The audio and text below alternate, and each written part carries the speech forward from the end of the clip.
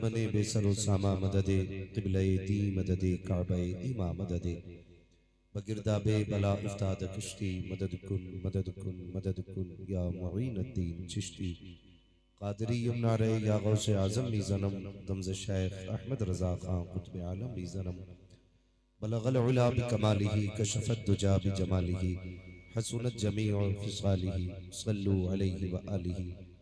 करूं तेरे नाम पे जां फिदा न बस एक जां दो जहां फिदा, दो जहां से भी नहीं जी भरा, करूं क्या करोड़ों जहां नहीं। जिसको अपने नबी से जितनी मोहब्बत हो कोशिश करें उतनी आवाज के साथ रसूल और आले रसूल की बारगाह में दुरूद सलाम की डालियां निछावर कर लें। पढ़े बावाज़े बुलंद अल्लाहुम्मा सल्ली अला सय्यदिना व शफीइना व नबीना व मौलाना मुहम्मदिन मादिल जूदी वल करमी व आलिहि व सहबिहि व बारिक व सल्लिम सलातु व सलामुन अलैका या रसूल अल्लाह सल्लल्लाहु तआला अलैहि वसल्लम।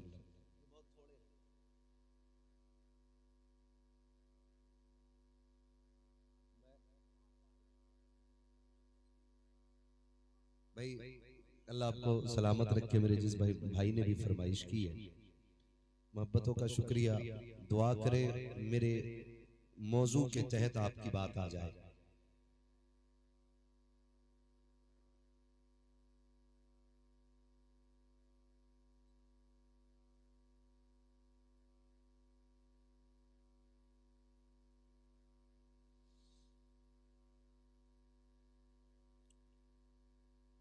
हजारों साल नरगिस अपनी बेनूरी पे रोती है, बड़ी मुश्किल से होता है चमन में दीदावर पैदा। अल्लाह करीम इस कमेटी के तमाम अफराद को सलामत रखे जिन्होंने इतनी अजीम महफिल का इनेकाद किया और दूर दराज से मेहमानों को दावत दे करके बुलाया। खुसूसियत के साथ भाई जुनैद साहब और इनके तमाम अहबाब और रुफका, अल्लाह इनको उम्र खिज़र अता फरमाए, जिन्होंने हम जैसों को बुला करके मेज़बानी की और हमारी इज्जत अफजाई की। अल्लाह इन तमाम अहबाब को उम्र खिज़र अता फरमाए। आपने बड़े अच्छे अंदाज में हिंदुस्तान का वो नायाब लहजा, अनोखा लहजा, निराला लहजा जिसे भाई मोहम्मद अली फैजी कहा जाता है, बड़े प्यार और मोहब्बतों से आपने सुना। अल्लाह ताला भाई मोहम्मद अली फैजी को हासिदीन के हसद शरीरों के शर से महफूज फरमाए। बड़े अच्छे अंदाज में आपने मोहम्मद अली साहब को सुना। अब सच्ची बात यह है कि 2:15 के ऊपर सुई जा चुकी है, ये वक्त सोने का था, लेकिन आपकी मोहब्बतों को सलाम, आप अभी तक बैठे हुए हैं। और मैं तो यही कहूंगा इस बैठने को, मुझसे कई बार कहा लोग आपके लिए आए हैं, मोहम्मद अली भाई के लिए आए हैं। मैं दावे के साथ कहता हूँ यहाँ कोई हमारे लिए नहीं आया है, जितने आए हैं मदीने वाले मुस्तफा के लिए आए बैठे। ये सच्ची बात है, जितने भी आए बैठे हैं हुजूर के लिए आए बैठे हैं। यही वजह है हम कहा करते कि जिसे चाहा दर पे बुला लिया, जिसे चाहा अपना बना लिया। ये बड़े करम के हैं फैसले, ये बड़े नसीब की बात है। वरना आप यकीन करें जो छोटे छोटे बच्चे मैं देख रहा हूं, इतने छोटे बच्चे बड़े से बड़े लालच के लिए नहीं बैठ सकते थे, बड़े से बड़े मतलब के लिए नहीं बैठ सकते थे। ये हुजूर का इश्क है जिसने बैठा रखा है, और ये मेरे महबूब के इश्क की खासियत है कि वो जरूरी नहीं 28 साल के नौजवान के सीने में उतरे। महबूब का इश्क अगर उतरने पे आए तो पत्थरों के कलेजों में उतर जाया करता है। बस इतनी इल्तिजा के महबूब नजर करम फरमा लें, जितने बैठे हैं सबकी हाजिरी कबूल फरमा लें। अगर हुजूर चाहेंगे तो आज की रात हमारे लिए जरिए निजात बन जाएगी। अल्लाह ताला हम सबकी हाजिरी को अपनी बारगाह में कबूल फरमाए। मैं बस इतनी गुजारिश करूंगा, जो लोग इधर उधर खड़े हैं, मैं बैठने नहीं कहूंगा बाप से, कुछ लोग कहने से पहले ही बैठने लग गए, मर्जी है आपकी, लेकिन इतना जरूर कहूंगा, इतना जरूर कहूंगा आपसे, घर जाना ना तो अपने बाप के कदम चूमना, माँ के हाथ चूमना और कहना माँ सबने बैठ के हुजूर की बातें सुनी थी, तुम्हारे दूध का कमाल था, हमने खड़े होकर हुजूर की बातें सुनी थी।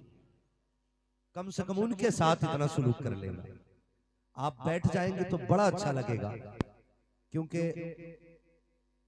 ऐसा लग रहा है कि जैसे आप सिर्फ देखने के लिए आए हैं। ये जरूरी नहीं है सब बैठेंगे तब मैं गुफ्तगू करूंगा। मेरा अपना एक मिजाज है, चार होने चाहिए लेकिन आशिक होने चाहिए।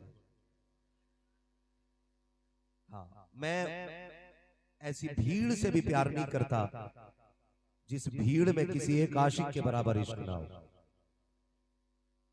वो कहा था किसी ने इश्क है तो इश्क का इजहार होना चाहिए, हर गली हर कूचे में प्रचार होना चाहिए। आप मुकद्दर के धनी हो यार, बरेली शरीफ के पास रहते हो, ये मुकद्दर की बात है। शायद किसी को ये हजम ना हो हजम, मैं आईना हूं दिखाऊंगा दाग चेहरे के, जिसे खराब लगे सामने से हट जाए।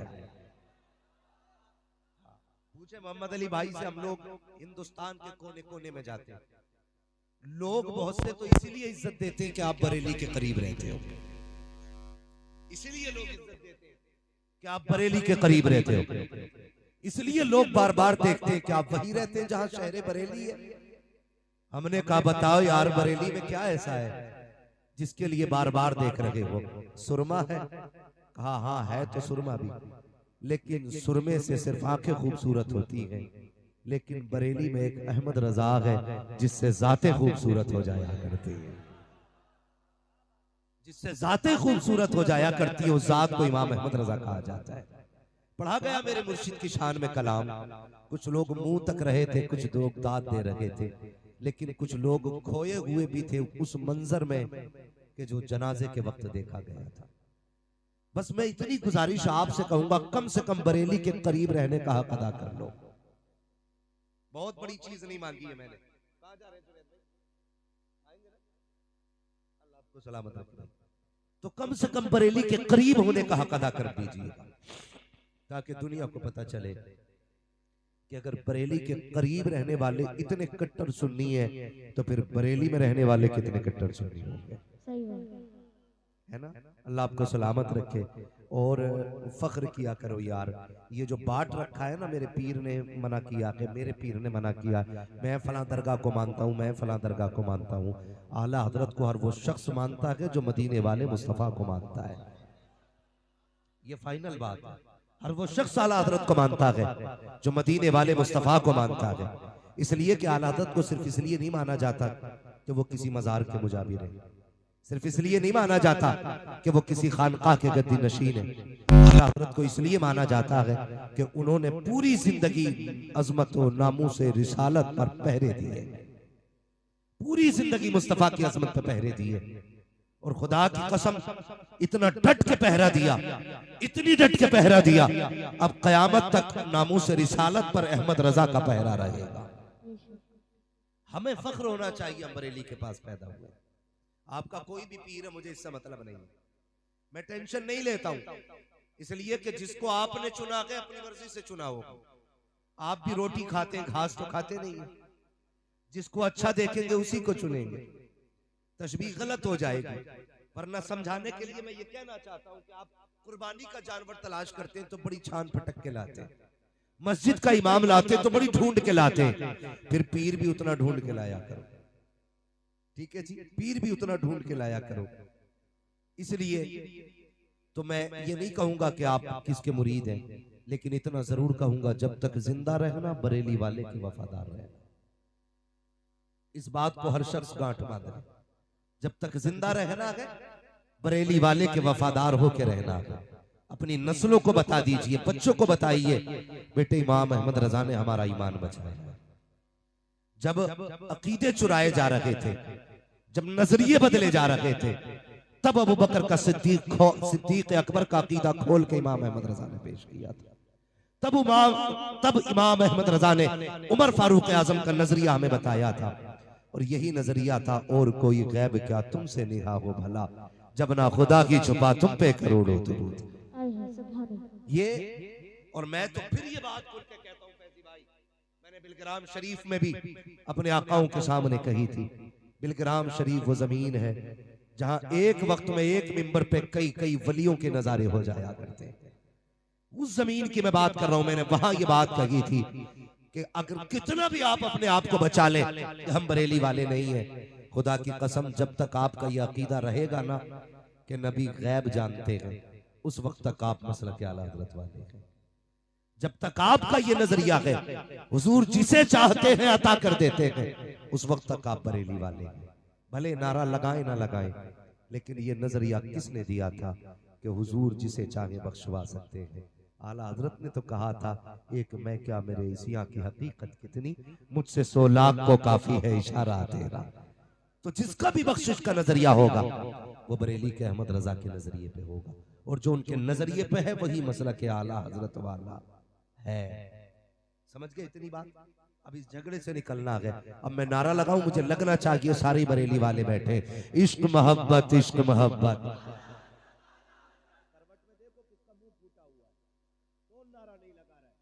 पूछे और फिर उससे वजह भी पूछेंगे क्यों नहीं लगाया। इश्क मोहब्बत इश्क मोहब्बत, बस यही जज्बा रहना चाहिए, यही जज्बा रहना चाहिए। मसलक और अकीदे में किसी से कोई समझौता नहीं, किसी से कोई समझौता नहीं। हम उससे प्यार करेंगे जो मदीने वाले से प्यार करेंगे इंशाअल्लाह। वादा करें सारे इंशाअल्लाह, और जोर से वादा करें इंशाअल्लाह। वहाबियों में दावत खाओगे? क्या करें मौलाना, मौलाना खाला लगती है, जाना पड़ता है। अब मेरे मुर्शिद ताजुश शरिया का सबक याद कीजिए, नबी से जो हो बेगाना उसे खुद से जुदा कर दे। ये मेरे मुर्शिद ताजुश शरिया का सबक है। नबी से जो हो बेगाना उसे दिल से जुदा कर दे, पितर मातर बिरादर मालो जा उन पर फिदा कर दे। क्यों? फिर बरेली से आवाज आती है, जब कब्र में पहुंचो फरिश्ते पूछे माँ कुंता तक़ूलु फी हक़्क़ हाज़ा रजुल, इनके बारे में क्या कहता था, ये जो नूरानी चेहरे वाला है इसके बारे में क्या गुमान था, पगले झांकनी न पड़े, इसके बारे में क्या कहता है, जो ये नूर वाला खड़ा है। उस वक्त कोई ये ना कहे बड़े भाई की तरह थे, गांव के चौधरी की तरह थे, बरेली वाले के अकीदे पे रहना, ताकि फख्र से ये कह सको इनके बारे में पूछते हो। अरे हकीकत ये है, इन्हें जाना इन्हें माना, न रखा गैर से काम, लिल्लाहिल हम्द में दुनिया से मुसलमान। ये नजरिया अपना बना के रखें। सबसे पहली बात है अकीदा बचा के रखेंगे इंशाअल्लाह। सारे बोले इंशाअल्लाह। चुपके चुपके मेरी हाल में तो नहीं जाना है, बोलो सच्ची बात, नहीं जाएंगे इंशाअल्लाह। अल्लाह आपको सलामत रखे, बचिए। लोग कहते थे नहीं नहीं कोई मसला नहीं था, बस थोड़े से बिजनेस के मामला थे, खाने चला गया था। एक वक्त खा के मोटा नहीं हो सकता, अलबत्ता गद्दारों में नाम आ सकता है। इसलिए इनकी दावतों से बचिए, इनके रिश्तों से बचिए, इनकी कुर्बतों से बचिए, और सिर्फ उससे प्यार कीजिए जो मदीने वाले से प्यार करता है। उससे प्यार कीजिए जो मदीने वाले से प्यार करता है। अल्लाह आपको सलामत रखे, आपकी उम्र में बरकतें करे। हालात बिगड़ते जा रहे हैं, और हमारे कुछ अहबाब ऐसे भी होंगे जो बच्चियों के रिश्ते वहाबियों में कर दिया करते, और ये कहते हैं कि जी लड़का अच्छा था इसलिए लड़की हमने दे दी। खुदारा बेटियों को जहन्नम में न डालिए। ये आपसे कुछ नहीं कह सकती ना, कमजोरी नहीं इनकी, मजबूरी है इनकी। ये अपने बाप को रुसवा करना नहीं चाहता, वरना जबान इनकी ये भी है, ये भी कह सकती मुझे ये निकाह कबूल नहीं, लेकिन बाप की इज्जत की खातिर ये चुप रहा करती है। आप सोच समझ के फैसला कीजिएगा। ये मत देखो पैसे वाला है कि नहीं, ये देखो मदीने वाला है कि नहीं, इसका अकीदा सलामत है कि नहीं। फर्ज कर लीजिए आपने ऐसे बंदे को बेटी दे दी जो 10 लाख रुपए महीना कमाता है, पैसे से उम्र बढ़ सकती है? पैसे से उम्र बढ़ सकती है? नहीं बढ़ सकती ना। कोई बुढ़ापा रोक सकता है? जवानी बचाई जा सकती है? नहीं। जैसे उम्र ढलेगी वैसे वैसे काम खत्म, ये फाइनल है। आप ऐसे शख्स को दामाद बना लेते हो जो 10 लाख रुपए कमाता है, फिर बता बेटी किधर जानी है? जहन्नम में। इसलिए 10 लाख कमाने वाले को दामाद ना बना, भले रोज मजदूरी करके 4 टुकड़े हलाल के कमा के लाता हो, लेकिन सुबह भी हुजूर पे दुरूद पढ़ता हो, शाम भी हुजूर पे दुरूद पढ़ता हो। ऐसे दामाद का इंतखाब कीजिएगा जो सुबह शाम मुस्तफा पे दुरूद और सलाम पढ़ता हो, जो नबी से प्यार करता हो। मैं जानता हूँ प्यारे, हो सकता कि तेरी बेटी को मुर्ग मुसल्लम न मिल सके, मैं ये भी मानता हूँ शायद ये होटलों में न ले जा सके तेरी बेटी को, मैं ये भी जानता हूँ शायद तेरी बेटी को विदेश न ले जा सके, ये गरीब तेरी बेटी को लंदन और फ्रांस की सैर न करा सके, लेकिन अल्लाह की इज्जत की कसम खा के कहता हूँ अगर अमल अच्छे हैं, अकीदा साथ लेके चला गया तो ये भले ही तेरी बेटी को लंदन न ले जा सका, लेकिन हाथ पकड़ के उसे जन्नत में जरूर ले जा सकता है।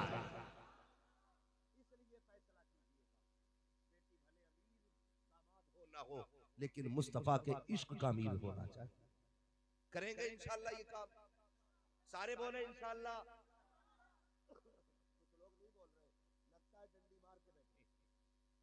करेंगे ये काम इंशाअल्लाह। और एक बात, मेरी बात सुन लें माँ बाप के हवाले से। सारी बात यही नहीं होती है कि लड़कों पे ही जिम्मेदारी आती है, माँ बाप की भी अपनी जिम्मेदारी है। माँ बाप की भी अपनी जिम्मेदारी है। जब तक बच्चे समझदार ना हो, इन्हें पढ़ाने की जिम्मेदारी आपकी है। जब इनसे तुम 8 साल की उम्र में, 7 साल की उम्र में तंबाकू की पैकिंग कराओगे, बीड़ी की पैकिंग कराओगे, मंशियात की पैकिंग कराओगे, इनकी जवानी का क्या बनेगा? सोचा आपने? नहीं, हमारा बेटा 200 रुपए कमा के लाता है, 200 रुपए के लिए अपने बच्चों की जिंदगी बर्बाद ना करो। मजदूरी कर लो। हमारा वाले कहते हैं आधी रोटी खाएंगे, बच्चों को पढ़ाएंगे। ये पैगाम याद कीजिए, कर मजदूरी, पढ़ा बच्चों को। खुदा की कसम पूरी जिंदगी टूटी जूतियों में काट, कल जब तेरे बेटे की जेब पे कलम लगा होगा, दुनिया देख के कहेगी फला का बेटा जा रखा है। खुदा की कसम खा के कहता हूँ, इतना बेटे का कलेजा चौड़ा नहीं होता है जितना बेटे की इज्जत से बाप का कलेजा चौड़ा हो जाया। इसलिए बेटों को पढ़ाइए, बचपन से इनकी कमाई पे लालची न बनिए। पेट तो भर ही जाना है, आधी रोटी से भी भरना है, एक रोटी से भी भरना है, मगर बच्चों को पढ़ाना है। सबसे पीछे तालीम में हम लोग हैं। जलसे सबसे ज्यादा हमारी कौम में होते, चंदे सबसे ज्यादा हमारी कौम में होते, सबसे ज्यादा खर्च करने वाले हम लोग हैं, लेकिन तालीम में सबसे पीछे हम लोग। गलत कह रहा हूं? तालीम में सबसे पीछे हम लोग हैं। मुझे बताया जाए होता क्या है? अल्लाह भला करे आप लोगों का मेरी नजरों के सामने मजार भी है। मुझे लगता है शायद ये मजार के हवाले से जलसा सजा होगा। अल्लाह आपको सलामत रखे। हमारी कौम इतनी अंधी हो चुकी है, कई जगह पे उर्स होते, लेकिन वहां पे एक तरफ नचनिया को बैठाया जाता है, एक तरफ बेगैरत को बैठाया जाता है, और चंद मनचले लड़के आगे खड़े होते हैं, 10-10 हजार की गड्डियां यूं लेके उड़ा दिया करते हैं। कहते मौज आ गई, रात भर मस्ती आ गई, इतनी मौज उड़ाई है यार, कसम खुदा की थकन नहीं उतर रही है। मुझे बताओ तो सही, ऐसी कौन सी कौम होगी सबसे जाहिर जिसके जवान हो, सबसे पीछे जिसकी कौम हो, और वो नचनियों पे 10-10 हजार की गड्डियां लुटाए। अगर तुझे पैसा ज्यादा मिला है, उसी पैसे को उठा, गांव के सारे बच्चों का सर्वे कर, देख स्कूल के अंदर टॉप क्लास के नंबर किसके आए हैं, पढ़ने में सबसे अच्छा कौन है। अगर फीस भरने के लिए पैसे नहीं है तो उठा वो पैसे उस गरीब बच्चे की पढ़ाई में लगा दे। अगर तेरे दिए पैसे से वो बच्चा IAS बन गया, IPS बन गया, MBBS बन गया, खुदा की कसम कहता हूँ वो IPS बाद में बनेगा, गुलामे रसूल पहले बनेगा, MBBS बाद में बनेगा, गुलामे मुस्तफा पहले बनेगा। अगर तेरे पैसे से ये डॉक्टर के साथ साथ गुलामे मुस्तफा बन गया तो दवा बाद में देगा, हुजूर पे दुरूद पहले पड़ेगा, गोली बाद में देगा, सलाम पहले पड़ेगा। इसकी दवा में असर हो ना हो, लेकिन इसके दुरूद में अल्लाह शिफा अता फरमा दे। अगर हम कहें तो मुजरिम मौलवी, कोई फर्क नहीं पड़ता, लेकिन खुदारा अपने गांव को आगे बढ़ाओ, अपने लोगों को आगे बढ़ाओ, अपने बच्चों को आगे बढ़ाओ। कितने ऐसे लोग हैं जिनके पास जहन तो है, काबिलियत तो है, लेकिन पढ़ने के लिए पैसा नहीं है। उनके बाजू बन जाओ, उनकी हिम्मत बन जाओ, खड़े हो जाओ काबिल बच्चों के साथ। फिक्र न कर, कामयाबी की सीढ़ी चढ़ना तेरा काम है, तेरे कदमों में दौलत की पैरी लगा देना ये मेरा काम है। नहीं कर सकते हम ये लोग? बताओ, जो कौम एक जलसे के लिए 17 लाख का चंदा कर सकती है, वो एक बच्चे को पढ़ाने के लिए 50 लाख का चंदा नहीं कर सकती। बोलो बताया जाए मुझे। हम कर सकते हैं लेकिन सोच नहीं है हमारी। अल्लाह आपको सलामत रखे। आपने बता दिया उर्स पे भी मुस्तफा की बातें की जाए, नहीं बुलाई जाएगी। कहता मौज आनी चाहिए ऐसी बुलाना। वो बुढ़ा जिसे इशा में मस्जिद का रास्ता दिखाई नहीं देता, वो भी कुर्सी से उठ उठ के कहता वाह वाह। ये डर नहीं लग रहा झटके में सांस भी रुक सकती है, सामने आ चुके हो चच्चा, मगर उछल उछल जा रहा है। जो पैर कब्र में लटक गए उनसे हम तमाशे देखने जा सकते हैं लेकिन मस्जिद नहीं जा सकते। बार बार चश्मा साफ करके देख लिया, साफ नहीं दिख रही। कुरान पढ़ने कह दो तो कहता हुरूफ नहीं दिखते। क्यों? ये दूर होते जा रहे हैं, हमें दूर किया जा रहा है हमारे दीन से। खुदारा बदलिए अपने आप को। पूरी जिंदगी बेटे का हाथ पकड़ के हमने डांस की पार्टियां दिखाई, फिर कहता बेटा इज्जत नहीं कर रहा। जब पता जब अब्बा ही मेरे बराबर का बेगैरत है तो फिर इज्जत किसकी करनी है? अब्बा बराबर दिल से लगा रहा था, तो बेटे इज्जत करेंगे? खुद मुझे बताया जाए, बेटे इज्जत करेंगे? अल्लाह अकबर। सुने, गौर से सुनिएगा, नस्ल किन की अच्छी होती है? हसनैन करीमैन ने, खास करके इमाम हसन रजी अल्लाह ताला मौलाए कायनात मौला अली के शहजादे फरमाते हमने पूरी जिंदगी अपनी अम्मी फातिमा के साथ कभी एक लुकमा खाना नहीं खाया। ताज्जुब होगा आपको सुनकर के, अल्लाह आपको सलामत रखे। सुने नस्ल कैसे अच्छी होती है कि हमने कभी अपनी माँ के साथ एक प्लेट में खाना नहीं खाया। हुजूर क्यों? फरमाते हैं सिर्फ इस ख्याल से कहीं ऐसा ना हो जिस लुकमे पे, जिस दाने पे मेरी माँ की नजर हो, कहीं अनजाने में वो लुकमा मेरे मुंह में न चला जाए। इतना माँ का एहतराम करते थे। फिर नस्लें कैसी पैदा हुई, उनकी नस्ल में रब ने कैसे कैसे शहजादे पैदा किए। देखे तो सही, आप अच्छे होंगे तो औलाद अच्छी होगी, आप दुरुस्त होंगे तो औलाद दुरुस्त होगी। अगर आप गाने सुनेंगे तो बेटा डांस देखेगा, आप डांस देखोगे तो लड़का जाएगा मुजरे देखने के लिए। खुद क्यों नहीं समझते इस चीज को? बदलिए अपने आप को। खुद भी कुरान पढ़ा कीजिए, बच्चों को भी कुरान पढ़ाया कीजिए। गलत नहीं कह रहा हूं, इतना बड़ा मजमा मेरे सामने, जरा दिल पे हाथ रख के बताइए हम में से कितने ऐसे होंगे जिन्होंने 8 दिन से कुरान नहीं खोला होगा, और कितने ऐसे होंगे जिन्होंने महीनों से कुरान नहीं खोला होगा, कितने ऐसे होंगे जिन्होंने साल भर से कुरान नहीं खोला होगा। हम में ऐसे भी होंगे जिन्होंने जिंदगी में कभी कुरान नहीं खोला होगा। यह है हमारी कड़वी सच्चाई। ये कमेटी वाले इतने मेहनत क्यों करते? क्या जरूरत थी इतना बड़े पंडाल सजाने की? सिर्फ यही वजह थी ना कि हमारे कौम के लोगों तक सच्ची बातें पहुंच जाए। जो हम मदरसे नहीं जा सकते वो यहां बैठ के सुन लें। हम में से कितने ऐसे हैं जो कुरान नहीं पढ़ सकते? गलत नहीं कह रहा हूं, जाओ अपने घरों को जाके चेक करो।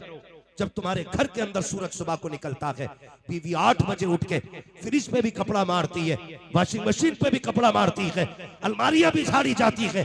अगर झाड़ने का नंबर नहीं आता तो कुरान की सफाई का नंबर नहीं आता।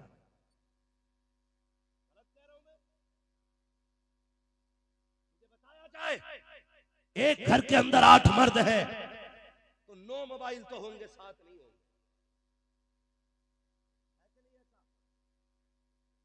अगर घर के अंदर 8 मर्द है तो 9 मोबाइल होंगे, 7 नहीं होंगे। सबके अपने अपने मोबाइल हैं, लेकिन जाओ घरों में जाके चेक करो, एक घर के अंदर 11 अफराद है लेकिन कुरान एक है, 13 अफराद है कुरान एक है। जिस तरह तुम्हें मोबाइल का शौक है, कुरान का शौक क्यों नहीं है? अगर 8 बंदों के लिए 11 मोबाइल हो सकते हैं, 8 बंदों के अलग अलग 8 कुरान क्यों नहीं है? इसलिए कि सबको पढ़ना नहीं आता है। अगर आता भी है तो वक्त नहीं है। खुदा की कसम खा के कहता हूं लोगों, और कुरान पढ़ने के आदी बन जाओ, आदत बना लो कुरान की। जब कयामत का दिन होगा, ये कुरान हाथ पकड़ेगा, कहेगा मालिक इसे बख्श दे कि दुनिया में मुझे सीने से लगाता था, आज मैं इसे हाथ पकड़ के जन्नत में पहुंचाने के लिए आ गया। जाओ अपनी बीवियों से पूछो क्यों नहीं झाड़ा इन्होंने कुरान को। अभी मेला लग जाए, साथी की दुकान पे नंबर नहीं आता, नंबर नहीं आता, लंबी भीड़ लग जाती है। ताज्जुब की बात यह है, वही लोग कहते हैं औरतें गलत आती हैं मेले में जिनकी अपनी बेटियां मेले में खड़ी होती हैं। कौन संभालेगा हमें? अगर मेरी बीवी गलत है तो मेरी जिम्मेदारी है, मैं संभालूं। बीवी मेरी हो, मैं इनसे कहूं मेरी बीवी को सुधार दो, तो मुझसे बड़ा नामर्द कौन?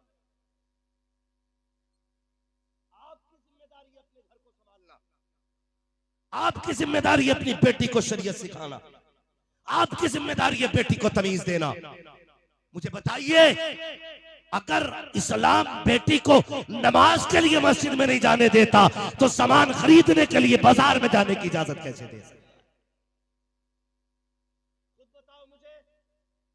दिल के फपोले जल उठे सीने के दाग से, इस घर को आग लग गई घर के चराग से। हमने खुद अपनी इज्जत का जनाजा निकाला है, खुद अपनी इज्जत का जनाजा निकाला। खुदारा अपनी बेटियों को समझाइए, अपनी बहनों को दीन सिखाइए। बताइए, ये बाजार तुम्हारे लिए नहीं। कितनी इज्जत इस्लाम ने दी, खुदा की कसम सोच नहीं सकते। जिस औरत को पैर की जूती समझा जाता था, फिर महबूब ने कितनी इज्जत बख्शी। फरमाया, ये माँ बनेगी तो औलाद के लिए जन्नत है, ये बेटी बनेगी तो माँ बाप के लिए जन्नत है, बीवी बनेगी तो शोहर के लिए राहत है। खुदा की कसम, जितने रिश्ते बनाए महबूब ने सब में इज्जतें बख्शी है, सब में इज्जतें बख्शी हैं। और सोचो तो सही, बेटे को सिर्फ बाप के घर जागीर मिलती है, औरत को दोनों जगह मिलती है, शोहर के यहाँ भी उसका हक और बाप के यहाँ भी उसका हक। ये कमाल की बात है कि खा जाते हैं बेटी के हक और फिर कहते हैं मैंने 9 उम्रें करें। ये तेरे 9 उम्र से पहले ये देखा जाएगा बेटी का हक दिया था कि नहीं। जहेज के लिए दुनिया लड़ रही है, इतनी लंबी लंबी लिस्ट है। अब तो हद हो गई बेगैरती की, कहते हैं कमरा नाप लेना।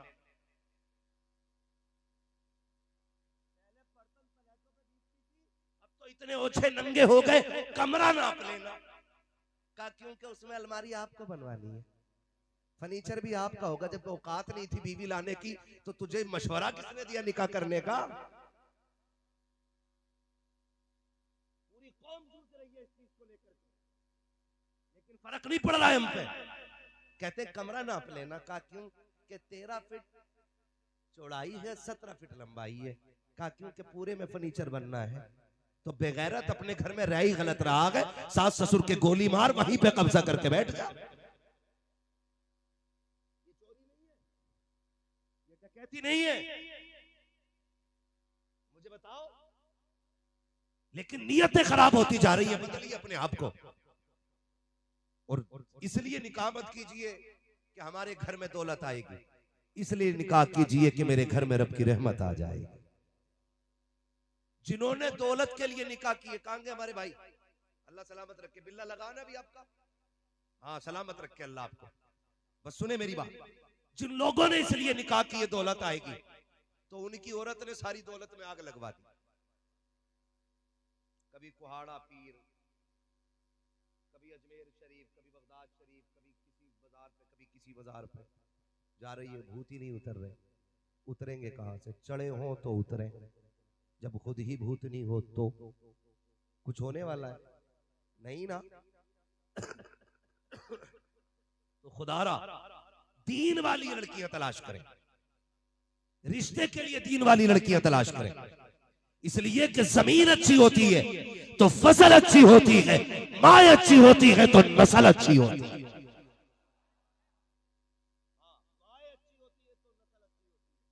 लेकिन गैरत खा गई हमारी कौम को, जितनी नंगी टहलने वाली लड़कियां हैं हम उतने ही लाइक करते हैं। अगर पसंद करना है, पर्दे वाली लड़कियों को अपने घर की दुल्हन बनाओ, ताकि नस्ल भी हया वाली पैदा हो, दीन वाली औलाद हो। ये जितने डांस करते मिले ना डीजे पे, पूछने की जरूरत नहीं है, समझ जाना अल्लाह ही मालिक है। समझ गए मेरी बात? और करो मेरी बात को, जो मैं कहना चाह रहा हूं। मैं जन्नत बांटने नहीं आया, अल्लाह चाहेगा तो बैठे बैठे जन्नत अता कर देगा। वो उसके कर्म के फैसले हैं। माए अच्छी होती है तो नस्ल अच्छी होती है। माए कैसी अच्छी होती है, पढ़े आप तारीख। खुदा की कसम, अगर माओ का तज़किरा किया जाए, लफ्ज माँ इतना मीठा लफ्ज है, अगर जबान पे आ जाए तो दुख मिट जाया करते, लेकिन तकलीफ होती है। हमारा नौजवान माँ को माई नहीं कहता, माँ को माई नहीं कहता, हज्जन कह रहा। बेटा अपनी माँ को कह रहा हज्जन कहां गई, ससुराल जा रहा तो सास को कह रहा अस्सलाम वालेकुम अम्मी, माँ को कह रहा हज्जन। बात सुनो मेरी गौर से, बात हंसने की नहीं है, अंदाज़े बयां मेरा बहुत शौक रकीक है, शायद के उतर जाए तेरे दिल में मेरी बात। माँ को कह रहा हज्जन, सास को कह रहा अम्मी, अब्बा को कह रहा प्रधान, ससुर को कह रहा अब्बू।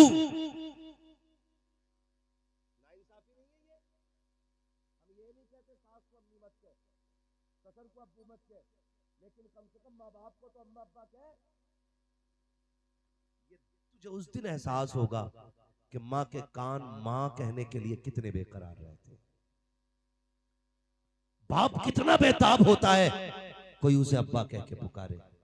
जिस दिन तू शादी करेगा और कोई औलाद नहीं होगी, फिर देखना तो किस किस चौखट पे जाएगा भीख मांगने के लिए। फिर पूछना, बताना आकर के कौन सी दरगाह थी जो तूने छोड़ दी थी और बेटे की भीख नहीं मांगी थी। कोई कहेगा 100 किलोमीटर जाना है, वहां जाओ तो औलाद मिल जाती है, तू वहां भी जाएगा। कोई कहेगा 50 किलोमीटर जाओ, तू वहां भी जाएगा। कोई बारिश में बताएगा फला दरगाह पे जाओ, तू भीगता हुआ जाएगा। कोई सर्दी में कहेगा फला बाजार पे जाओ, बगल में हाथ दे के टिटरता हुआ जाएगा, ताकि तुझे एक ऐसा लहजा मिल जाए जो तुझे बाप कह के आवाज दिया करे, जो तुझे अब्बा कह के आवाज दिया करे। खुदा की कसम, जब बरसों के बाद ये ऐसी आवाज कान में आती है, कोई बाप कह के आवाज देता है, खुदा की कसम उस दिन इतनी खुशी बाप को होती है कि अपनी पैदाइश की खुशी भी उसने इतनी खुशी से नहीं मनाई होगी जितने तेरे लहजे की खुशी मनाता है। तुम जानते हो, जब बाप तुम्हें देखता है, तुमसे बार बार बेटा कह के आवाज देता है और तुम्हारी जबान गूंगी होती है, बाप इंतजार करता है वो कौन सा दिन आएगा जब ये मुझे बाप कह के पुकारेगा। एक दिन जब ऐसा आता है, तुम कहते हो अब्बा, इतना सुनना होता है, वो तेरी जान पे कुर्बान हो जाता है। वो बार बार कहता है, बेटे बता क्या कह रहा है। तुमने कहा अब्बा वो क्या है, उसने फिर कहा बेटे फिर से कह, उसने फिर कहा अब्बा वो क्या है। तुमसे सैकड़ों बार लफ्ज़ बाप सुनता रहा, उसे प्यार आता था तेरे बाप कहने पर। आज जब तू बड़ा हो गया है, तुझे गैरत आती है बाप कहने पे, शर्म आनी चाहिए। अगर इस बाप ने उंगली न पकड़ी होती तो तूने चलना ना सीखा होता। अगर इसने लुकमे न खिलाए होते, तुझे बोलना नहीं आता। अगर इसने कंधों पे न बिठाया होता, तेरी आंखों में रोशनी न होती। एहसान मान इस बाप का, अगर तेरे आधार में इसका नाम न होता, कोई तुझे कुर्सी पे बैठने की जगह नहीं देता। अगर इसके नाम के साथ तेरा नाम न जुड़ा होता, कोई तुझे इज्जत से न देखता। आज प्रधान कहता है, जमींदार दुनिया कह रही है, ये कमाल तेरा नहीं है बल्कि तेरे बाप के नाम का कमाल है। बता, जिसके नाम का ये कमाल है उसकी जात का अंदाजा कौन लगा सकता। इसलिए रहमतुल्लाहि ताला अलैहि ने मसनवी शरीफ में ये वाकया लिखा, सुने सारे बेटे, बहुत गौर से सुनना, अल्लाह आपको सलामत रखे। फरमाते हैं कि बच्चा जब 2.5-3 साल का एक हुआ तो उसके बाप ने प्यार से उसकी तरफ देखा। पहली बार 2.5-3 साल में बच्चे ने कहा था अब्बा।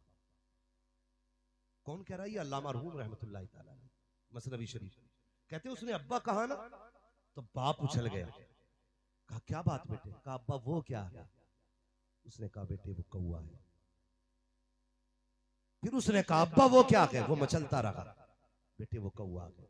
अल्लाह मरहूम लिखते हैं कि बाप ने 40 मरतबा बताया था बेटे वो कौआ है। उसे इसी बात की खुशी थी कि बेटा हर बार में अब्बा कह रहा था, इसी बात की खुशी थी कि बेटा हर बार में अब्बा कह रहा था। उम्र बीत गई, बुढ़ापा आ गया बाप का, बेटा जवान था, उसने सोचा चलो भी इसको भी आजमाया जाए। उसने कहा बेटे बुढ़ापा आ गया, नजर कमजोर हो गई, वो दीवार पे क्या बैठा है? इम्तिहान लेना चाहता था बेटे का। बेटे ने कहा जब दिखता नहीं तो देखने का शौक क्यों करते हो? पहला ताना दिया। कहा बेटे बताना क्या है? तो बेटे ने जब पूछा, बेटे ने कहा अब्बा वो कौवा है। बाप ने कहा बेटे बुढ़ापा आ गया है, जरा जोर से बोल, मैं सुन नहीं पा रहा हूं। उसने गुस्से में कहा जब ऊंचा सुनते हो तो क्या जरूरत है शोर करने की? कहा बता ना बेटे क्या है? कहा कौवा है। तीसरी बार पूछा, उसने झुंझला के कहा तुम पागल हो गए हो? बाप रो दिया। उसने कहा नहीं बेटे, मुझे भी पता ये क्या बैठा है, लेकिन मैं ये देखना चाह रहा था कि मैंने बचपन में तुझे 40 मरतबा बताया था कि ये जो दीवार पर बैठा ना ये कौवा बैठा है। बस तू 3 बार में थक गया।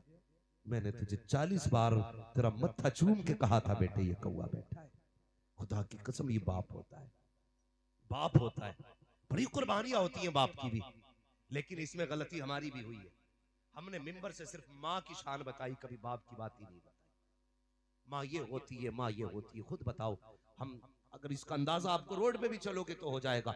हर गाड़ी के पीछे लिखा होता माँ की दुआ ठंडी हवा, माए ठंडी छाए, माए ये माए वो।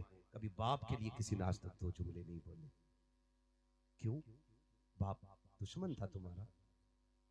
ये उस दिन एहसास होगा तुम्हें जब तुम्हारा बेटा तुम्हारी मेहनत की पढ़ाई के बाद कामयाब होकर के जब अपनी काबिलियत से साइकिल खरीद के लाएगा और उसके पीछे लिखेगा ये मेरी माँ की दुआ है, तब तुम्हें लगेगा कि बाप को कितनी तकलीफ होती है।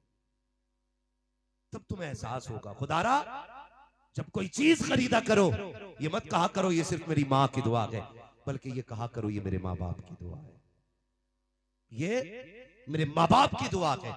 नसीब वाले जिनके सर पे माँ बाप का साया है। रोगे यार अगर ये नहीं होंगे, रोगे अगर ये नहीं होंगे। और लिख लो मेरी बात, जब बचपन में बाप चला जाता है ना औलाद की, तो जवानी कितनी मुश्किल से आती है ये कोई औलाद से पूछे। और जिनके सर पे बाप का साया होता है वो कब जवान हो गए पता ही नहीं चलता है, इसलिए कि सारे दुख बाप अपने कंधे पे ले लेता है। ये जो सुख में जी रहे हो ना, बाप की पीठ पे इन दुखों का निशान तुम्हें मिलेगा। मैं पीरों का मुखालिफ नहीं, लेकिन दिल दुखता है। लोग कहते हैं कि मेरे पीर के हाथ ना गुलाब जैसे मुलायम है। खुदा की कसम, तूने पीर के मुलायम हाथ तो देखे, लेकिन बाप की कभी हाथों की ठेठे नहीं देखी। तुझे क्या पता पीर के हाथ मुलायम क्यों है और बाप के हाथ मजबूत क्यों है।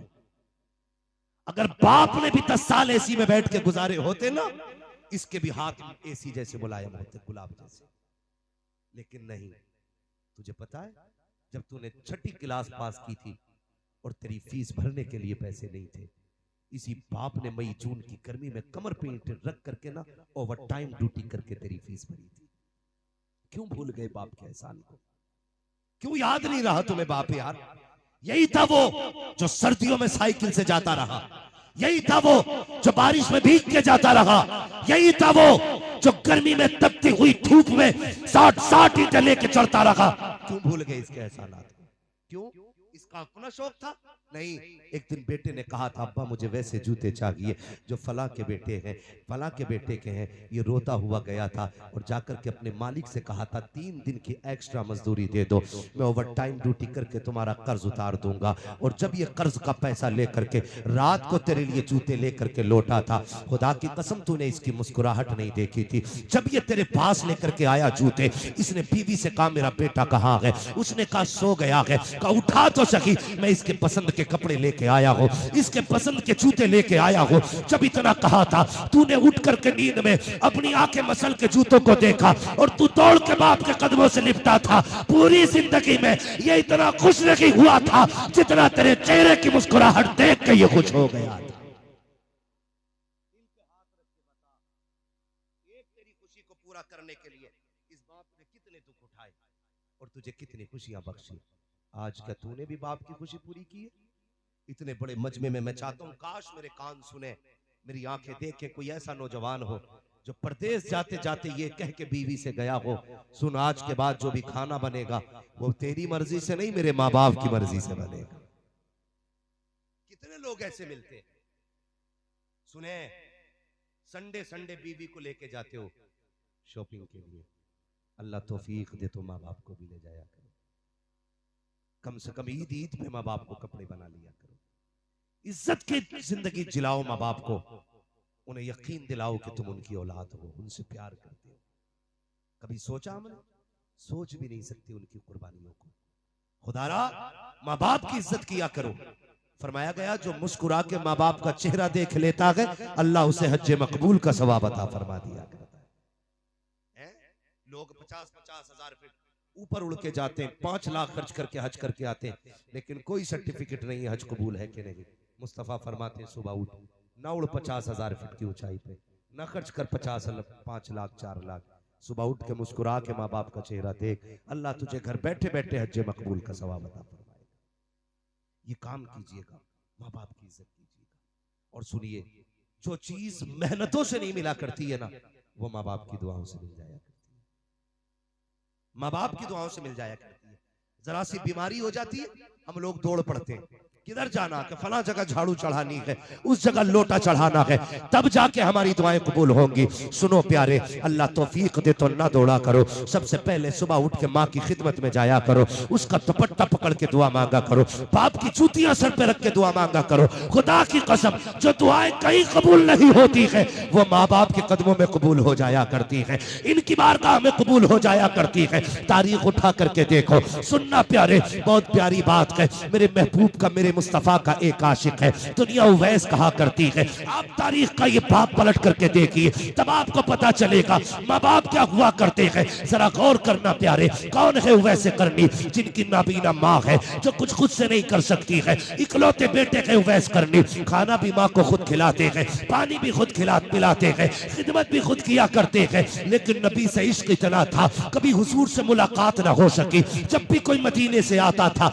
उससे पूछते थे यार तूने मेरे महबूब को देखा होगा, पता उनका चेहरा कैसा था, उनकी जुल्फें कैसी थी, वो बोलते हैं तो कैसा लगता है, वो जब चलते हैं तो कैसा लगता है। अब सोच सकते हो इश्क कैसा होगा। लेकिन पूरी जिंदगी कभी हुजूर से मुलाकात नहीं की है। एक दिन माँ के कदमों में बैठे हुए हैं, माँ के पैर दबाने लग जाते हैं। अल्लाह अकबर, इश्क सरकार ने ऐसा होंचकोला मारा कि आंख के आंसू टपक के माँ के कदमों पे आ गिरे। माँ तो माँ होती है यार, पेटों के आंसुओं की गर्मी से महसूस कर लेती है, सीने में दर्द कितना है। कहता लगते जिक्र बता तो सकी, रो क्यों रहा है? कहते अम्मी आज मुझे आका की बड़ी याद आ रही है, ए माँ आज इजाजत दे दे, अगर न जा सका शायद कि उनके गम में मर जाऊं। जैसी इतनी बात माँ ने सुनी है, कहा बेटे ठीक है, अगर जाना की चाहता है तो जा, कल मदीने चले जाना और मेरी सारी जरूरत का सामान रख के चले जाना। माँ ने इतना कहा, बेटे ने सारा सामान रखा, माँ से इजाजत ली, जाने लगे। माँ ने कहा लगते जिक्र, कहा क्या? कहा जा रहे हो बेटे? कहा हाँ अम्मी। का इतना काम करना बेटे, सूरज छुपने से पहले आ जाना। कौन कह रहा है? उवैस करनी की अम्मी कह रही है, सूरज छुपने से पहले आ जाना। हजरत उवैस करनी दौड़े, काफिले के साथ चले। काफिला आराम के लिए ठहर गया, उवैस करनी नहीं ठहरे बल्कि दौड़ते रहे। काफिला रुक गया, आप आगे चले जाते हैं।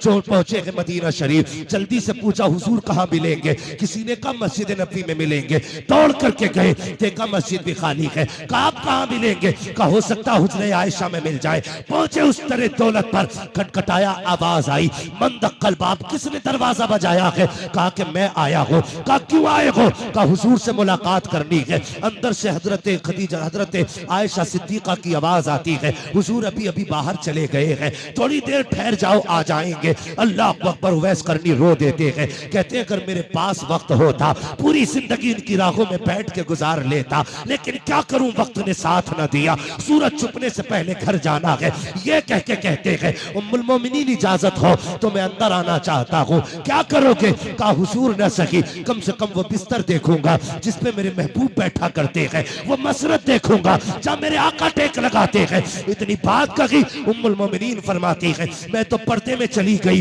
इतने में उवैस अंदर आए, बिखरे हुए बाल हैं, कपड़ों पे गर्द के हालात हैं। कहते कभी दीवार चूमते थे, कभी मेहराब चूमते थे, कभी मुस्तफा का बिस्तर चूमते थे। मैंने ये हालत देखी, मैं भी बेकरार हो गई। का इतना इश्क करता है तो ठहर क्यों नहीं जाता? का दीवाने ने कहा था मेरे महबूब आ जाए, मेरा सलाम कह देना, कहना मजबूरी है वरना पूरी जिंदगी तेरी राहों में बैठ के गुजार देता। ये कह के उवैस करनी तो वापस आ जाते हैं। अभी उवैस निकले हैं, इतने में सरकार आते हैं। आने के बाद मेरे नबी ने लंबी लंबी सांसें लेना शुरू की है। फरमाते हैं आयशा का जी या रसूल अल्लाह, क्या कोई आकर के गया है? कहा हाँ आका, आया था एक दीवाना जिसके बाल बिखरे हुए थे, कपड़ों से पूरा आशिक लग रहा था। कहा जानती हो वो कौन था? कहा अल्लाह व रसूलुहु आलम, या तो अल्लाह जानता है या उसका महबूब जानता है। अब आका की आंख में आंसू आए। फरमाया आयशा खुशबू बता रही है मेरा उवैस आकर के गया है, ये हवाएं बता रही है मेरा उवैस आकर के गया है। कहा उमर जल्दी कीजिए, मेरे उवैस को बुला के लाइए। अबू बकर दौड़िए, मेरे उवैस को बुला करके लाइए। लेकिन कहाँ जाते, अब तक तो देर हो चुकी थी, उवैस मदीना छोड़ चुके थे। अल्लाह अकबर, दौड़ते दौड़ते घर तशरीफ लाए हैं। जैसे दरवाजे पे आए हैं तो माँ होती है, कोई आवाज नहीं। दिल टूटा गया आज उवैस का। आज हालात ने उवैस को इतना तोड़ दिया है कि जिंदगी भर का ख्वाब चकनाचूर हो गया है। आज उवैस बेकरार है। दरवाजे पे आहिस्ता से कदम रखा, लेकिन माँ थी यार, जैसी आहट हुई है पहले ही माँ ने कहा बेटा उवैस आ गया है। और नौजवानों, परदेश जाते हो शौक पूरे करने के लिए, गाड़ी बंगलों के लिए, ना छोड़ा करो माँ बाप को। तुम्हें खुदा का वास्ता, गाड़ी बंगले फिर भी मिल जाएंगे लेकिन माँ बाप दोबारा नहीं मिलेंगे। जाकर के तुम ऐश करोगे, ऐश तो जिंदगी भर के लिए काफी है, लेकिन माँ बाप दोबारा नहीं मिला करते हैं। तुम कहते हो माँ बाप को प्यार नहीं है, मुझे बता तो सकी, तुझे पता चला माँ बीमार है, तूने 5,000 लगा दिए। तुझे पता चला माँ की तबीयत खराब है, तूने 10,000 लगा दिए। लेकिन अगर तू बीमार था, परदेश में था, तुझे बुखार आया, तूने फोन नहीं किया, तूने खत नहीं लिखा, लेकिन जैसी तुझे बुखार आया, इधर रात के 3 बजे माँ उठ के बैठ जाती है, फजर तक सोती नहीं है, सुबह का इंतजार कर रही है, सुबह को मुसल्ले पे आती है, हाथ उठा के पहले तेरे लिए दुआ करती है, उसके बाद शोहर से कहती है चलो जी फोन तो लगाओ, मेरे बेटे की खैरियत मालूम करनी है। कहा हुआ क्या है? कहा रात से मुझे नींद नहीं आ रही है, कहीं मेरा बेटा बीमार तो नहीं है। तो शोहर ने ये कह दिया हो सकता है तेरा वहम हो, जहन का ये गुमान हो तेरे, ए मेरी बीवी वो खैरियत से होगा, बीमार होता तो खबर करता। ये कह के बाप ने टाला, लेकिन माँ ने कहा जरा फोन तो लगाओ। नसीब वाले को यार जिनकी माए है, जब फोन की घंटी बजती है बेटे की आहिस्ता आवाज निकल जाती है, माँ का कलेजा बाहर आता है। माँ कहती बता मेरे लाल, इतना आहिस्ता कभी नहीं बोला, आज क्या हो गया है? बेटा कहता माँ 3 बजे से बुखार में हो। ओ यार जैसे इतना कहते हो, माँ थक जाती है, कहती हाँ बेटे मुझे 3 बजे से बेकरारी थी, मुझे बता तो सही ये कौन सी ताकत है, ये कौन सा तार था? बिना फोन के माँ को पता चल गया बेटा बीमार है, बिना खबर के माँ को पता चल गया। सुनिए, सबसे राब्ता करने के लिए फोन की जरूरत होती है, माँ से राब्ता करने के लिए दिल की धड़कनों की जरूरत होती है।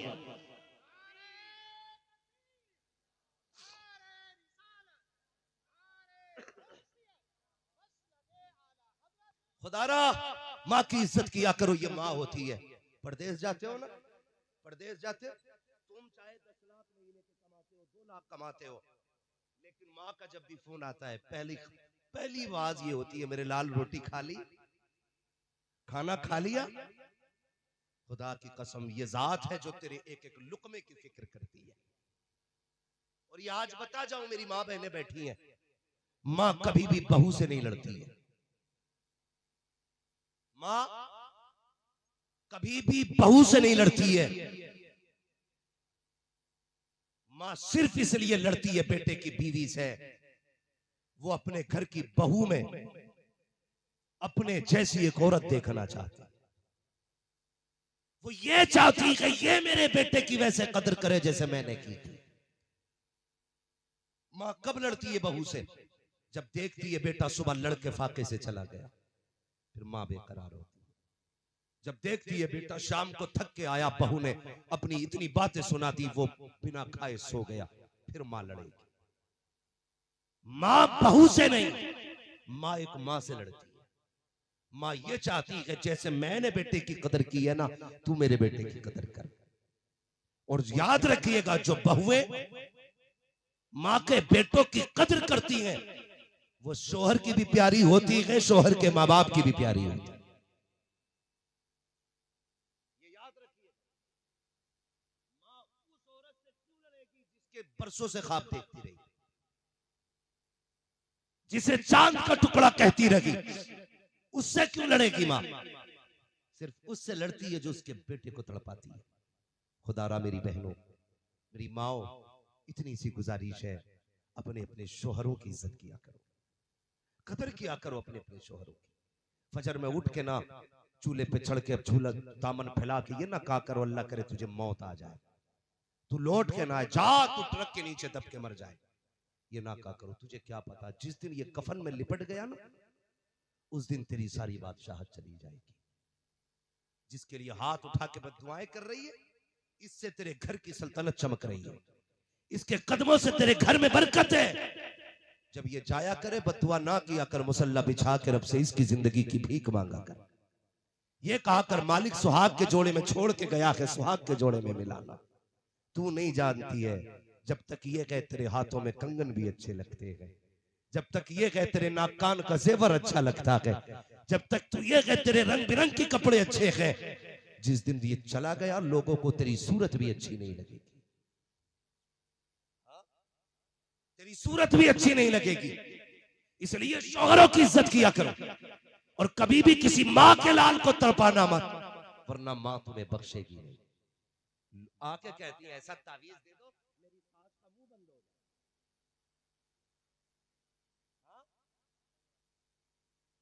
ऐसा तावीज दे दो जो सास के मुंह में ताला लग जा। हमसे काहे लगवा रही, गला दबा दे, ना होगी ना तुझे देखेगी। जब तू रोज तमाशा करेगी उसके बेटे के साथ, वो छोड़ देगी तुझे? वो तो बेटे के लिए अपनी जिंदगी की परवाह नहीं करती, तो तू क्या है?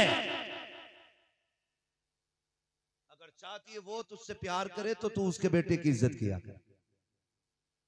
ये समझाया करो बेटियों को, ये समझाया करो बेटियों को। इसलिए मेरे भाई माँ बाप की इज्जत करेंगे, सारे बोलो करेंगे माँ बाप की इज्जत। आज की महफिल अज़मत वालिदैन है।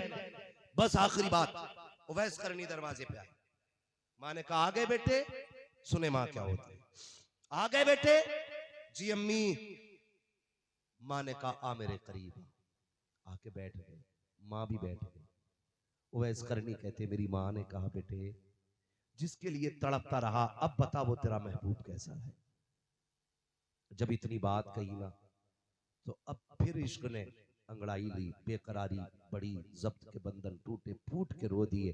कहा जिस महबूब की बात कर रही मैं देख नहीं पाया उसे। कहा क्या हुआ? कहा मैं गया हुजूर थे ही नहीं मदीने में।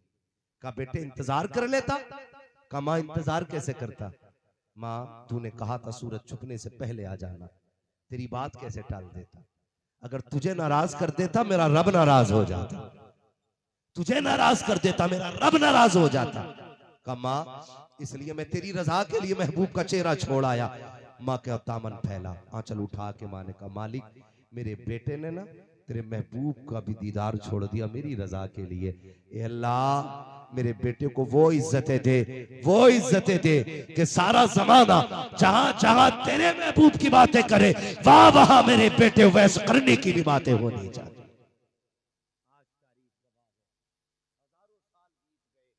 तारीख के औराक में आज भी उवैस करनी का नाम जिंदा है।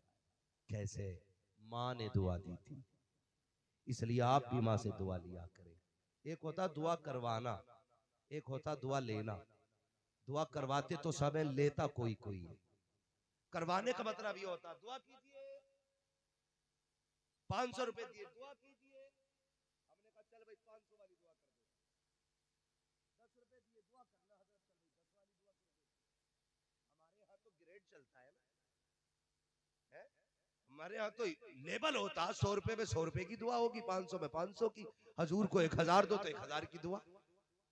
लेकिन माँ बाप होते जो फ्री में तुम्हें अरबों खरबों की दुआएं दे दिया करते, इनकी इज्जत करना। रात को जब ये सो के उठते इनकी आंख खुल जाती है ना, ये अल्लाह से कुछ नहीं मांगते, कहते हैं अल्लाह हम ठीक है, हमारे लालों को सलामत रखना। ये माँ बाप होते जब भी कभी कोई गाड़ी ले, बंगला बनाए, मकान बनाए, खाली ये नहीं लिखना मेरी माँ की दुआ है। क्या लिखोगे? अल्लाह सलामत रखे। क्या लिख रहा है? जोर से क्या लिखना है? माँ बाप की दुआ है, यही लिखना है।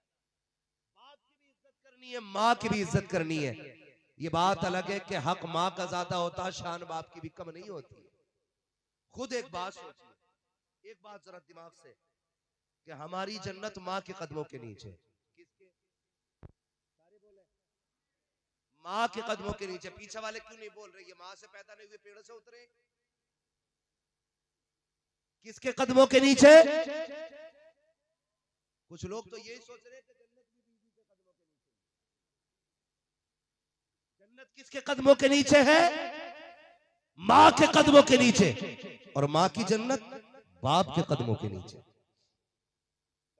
सोच, जिसके कदमों में तेरी जन्नत है, फिर उसकी जन्नत जिसके कदमों में है, तो फिर अगर माँ का ये मकाम है तो फिर बाप की शान का आलम क्या होगा? कई बार तो ऐसा होता है, लल्ला अम्मा को साथ लेके बैठ जाता, अब्बा को फरार। अब्बा तेरी बैठक मेरी बैठक, आरे जाड़े, कभी इसके चूल्हे के आगे अब्बा बैठेगा, कभी इस चौराहे पे आग के आगे बैठेगा, अम्मा कंबल में मौज कर रही है। ये ना करना। एक नया कंबल माँ को लाके देना है तो एक नया कंबल बाप को भी लाके देना है। करेंगे इंशाअल्लाह, ये काम करना है, वरना खैरियत नहीं है। माँ की भी इज्जत करनी है, बाप की भी इज्जत करनी है। अब्बा से पूछे लड़के कैसे रखने, कहते अल्लाह का करम है, मेरा लड़का 6 टाइम खाना दे रहा। देता नहीं है एक टाइम में, लेकिन बाप कभी बेटों की बेइज्जती नहीं करता। वो क्या कहता है कि नहीं, अगर मैंने बेटों का राज खोला मेरे बेटे रुसवा हो जाएंगे। ये सोच के कभी नहीं कहता। वो कहता 3 टाइम खिला रहा मेरा बेटा। समझना हो ना कितना फर्माबरदार बेटा है। अगर किसी का बाप आग बुझने के बाद राख पे भी बैठा रहे तो समझ लेना कि इसकी औलाद इसकी इज्जत नहीं करती है। देखिए ना, आग बुझ जाती है फिर भी लोग कुरेदते रहते, राख बुझ जाती है फिर भी कुत्ते पिल्ले की तरह बैठे रहते। होता है कि नहीं ऐसा? जब सब उठ जाते तो उसमें कुत्ते आके बैठ जाते। ये आम बात है भाई, गांव के रहने वाले लोग हैं, आसमान से नहीं उतरे, सब देखते हैं हम लोग भी। तो अगर तुम्हें यह देखना हो कौन बाप की इज्जत करता है कौन नहीं, तो जिसका बाप सर्दी में किसी राख के आगे बैठा हो, समझ लेना बेटे इज्जत नहीं करते। और जिसका बाप आग को भी सलाम करके चला जाए, चलो जी तापो असी घर जा, हम तो भैया ऐसे ही घर पे जाके सोएंगे आराम से, तो समझ लेना इसकी घर में बड़ी इज्जत है। ये हमारे घर की बहू है, अल्लाह इन्हें सलामत रखे। कहती है बुढ़ों का क्या काम घर में, निकलो बाहर। अरे ये पूरी जिंदगी बाहर रहा है, कम से कम अभी से एक कमरे में इज्जत से रहने दिया जाए।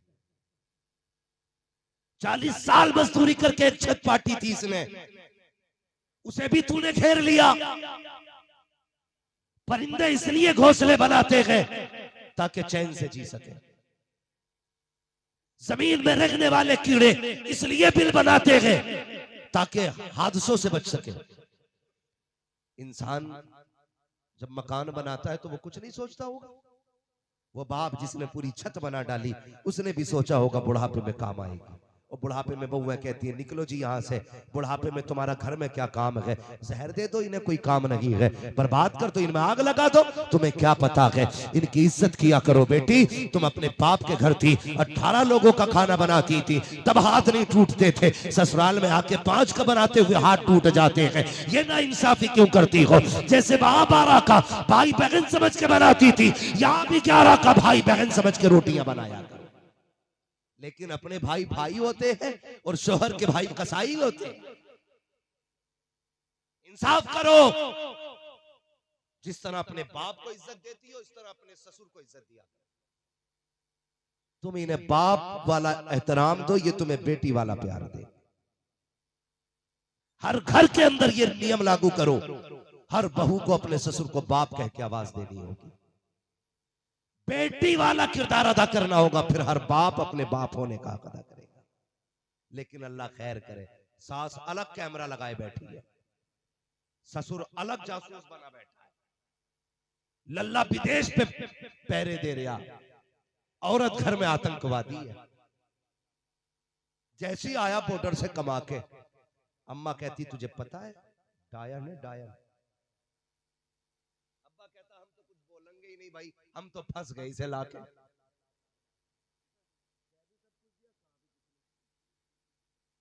ये हालात है हमारे घरों के भाई। कह भी सब कुछ दिया, कहा भी कुछ नहीं। क्या हुआ? का 1.5 महीना हो गया इसे घर में आए हुए। हाँ, कि इसे ये नहीं पता कब कहाँ रखे हैं अभी तक। हर बार में लल्ली कोई आवाज दे घर की, अकेले काम करना नहीं चाहती। बर्तन कहाँ है लल्ली बता के। अरे पगले माँ बापो, तुम भी तो समझो यार, नई है, उसे क्या पता क्या चीज कहाँ आ गए। इसलिए वो पुला पुला के पूछ रही है, आज बताओ कल नहीं पूछेंगे। लेकिन तुम तो कैमरा लगाए बैठे हो, पहले ही आतंकवादी कह दिया। मजाल है उससे कब टूट जाए। खैरियत नहीं है, पूरा घर बरस पड़ता। अपनी बेटी ने अगर सोने का हार भी तोड़ दिया कोई बात नहीं, अल्लाह और देगा। बहू से कब टूट गया? तेरे बाप ने दिया था, हराम का आया है। भाई साहब ये बर्दाश्त करती है 6 महीने, जब बात बर्दाश्त के बाद फिर जो लठियां चलती है दोनों तरफ, फिर ससुर इधर भाग रहा, सास उधर। कह रहे बहू टिकने नहीं दे रही, बहू टिकने नहीं दे रही। ऐसे काम न करो, तुम बहुओं को बाप वाला प्यार दो, ये तुम्हें बेटी वाली जिंदगी अता करके दिखाए। ये कीजिए अगर घर बचाने तो। ये बातें यूनिवर्सिटी में नहीं बताई जाएंगी, ये बातें कोई हुजूर का नौकरी बता के जाएगा। हाँ, और लड़कों तुमसे भी गुजारिश है, बीवी के पल्लू की खुशबू की आई माँ बाप को भूल गए।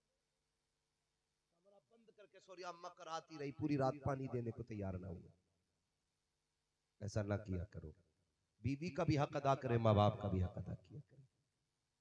बीवी का भी हक अदा करे। और अगर बीवी मजबूर कर रही है आपको माँ बाप को छोड़ने पे, तो ठोकर मार दे ऐसी बीवी को जो माँ बाप से जुदा करे। इसलिए बीवियां 1000 मिल सकती है, माँ बाप 1000 नहीं मिल सकते। लेकिन सबसे पहले बीवी को बैठा के कहता मेरे अब्बा से होशियार रहिए, चोर है पहले से। जब बेटा ही अब्बा को चोर कहेगा बहू इज्जत करेगी। तो हमारी अम्मा भी हाथ लपके, वो जहेज देखने गई थी, घड़ी चुरा ली थी, अलमारी में ताला लगा के रखी। भाई जब तू ये कह देगा वो इज्जत करेगी? बोलो भाई, सुराख तुमने किया, सैलाब तो आने ही है। तो सुराख ना करो ताकि सैलाब ना आए। इज्जत करो माँ बाप की, माँ बाप का एहतराम सिखाओ, खुद भी सीखो, औलाद को बताओ। जैसी करनी वैसी, जैसी करनी वैसी। आज तुम बाप की इज्जत करोगे, कल तुम्हारी औलाद तुम्हारी इज्जत करेगी। आज तुम माँ बाप की इज्जत नहीं करोगे, कल तुम्हारी औलाद तुम्हारी इज्जत नहीं करेगी। फरमाया गया वबिल वालिदैनि एहसाना, जब तक जिंदा रहो माँ बाप के साथ उसने सुलूक करना, अच्छा बर्ताव करना उनके साथ, उनसे प्यार करना, उनकी इज्जत करना। माँ से भी प्यार किया करो, बाप से भी प्यार किया करो। वो कहा था मुनव्वर राना ने, बुलंदियों का बड़े से बड़ा निशान छुआ, उठाया गोद में माँ ने तब आसमान छुआ। आप कितने भी ऊंचे हो जाओ, माँ बाप की दुआओं से बुलंद नहीं हो सकते हो। बुलंदी चाहते हो, माँ बाप की इज्जत किया करो, माँ बाप का एहतराम किया करो। बस वक्त हो चुका है बहुत ज्यादा। नहीं नहीं भाई, बहुत ज्यादा वक्त हुआ,